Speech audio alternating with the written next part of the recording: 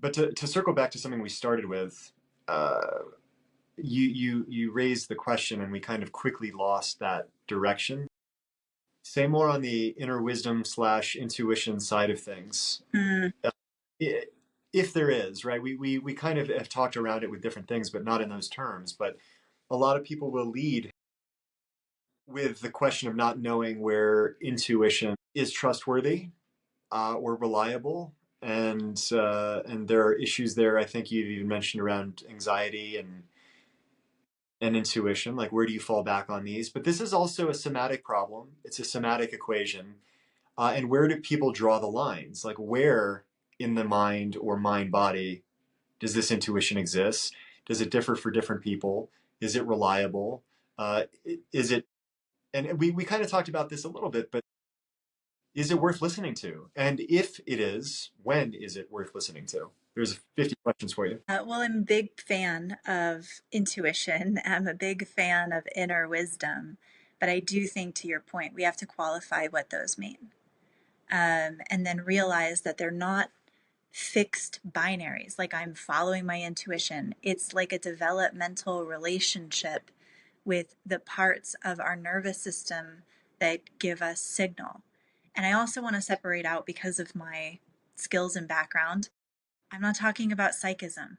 Like, it really is like, that's maybe a different topic for a different time. But when somebody's saying, I'm following my inner signal, my inner wisdom, they're following sensations that they're having in their subtle senses, whether that's overt senses or those are their intuitive senses, like inner hearing, inner knowing, just the muted ones underneath.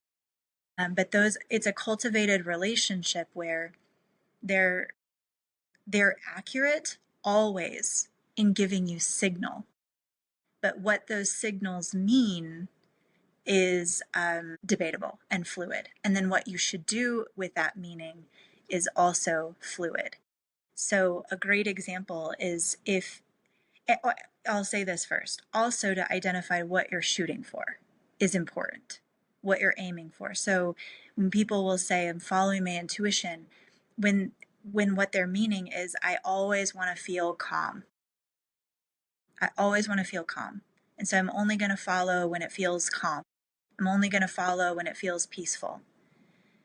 Um, that isn't actually how growth and expansion works, you know? And so that's that premise around fear is a mask for everything that you desire. Like, steering only for what's calm will get you to what's calm, meaning your nervous system experiences as same. There's no threat. It's very homogenous to everything else that you have been and experienced. But your growth trajectory is then limited to that range. When you start then saying, I want to grow beyond, I want to expand, I want to try something new, your intuition will immediately ping as fear and anxiety. And if you haven't cultivated the nuanced relationship to feel underneath of that, and to realize it's actually like there's more information underneath of those initial sensations, you'll immediately draw the conclusion that, oh, that doesn't feel right anymore. It doesn't feel aligned, because it felt nervy, because it felt edgy. Um, so for one example, I do think there's a necessity to cultivate a much more nuanced relationship. Uh, Right. Well, people have asked you if about intuition or anxiety before in those specific terms. yeah, yeah, straight up. Um, and I would say it depends. I know that's a very unsatisfied answer, but is it intuition? Is it anxiety or fear? Probably both, right? But you have to be able to um, go beyond that. And the basic answer that I see everywhere is, oh, well, intuition feels good, an intuitive signal feels good, fear feels bad. No, that's like preschool. That's like a preschool answer. Um, to me, in my humble opinion. Uh, but to be able to feel like, okay, it's fear. I feel like all of the sensations of fear, that's my animal body telling me that I'm trying something new. I'm attempting something new. And then to like feel underneath, like there's a current one of desire.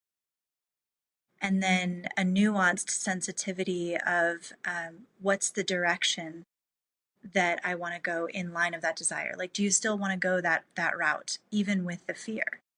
And I think that's why I really like the premise of steer by fear, because I've noticed that the people, it's not feel the fear and do it anyways, or like have anxiety and just push forward.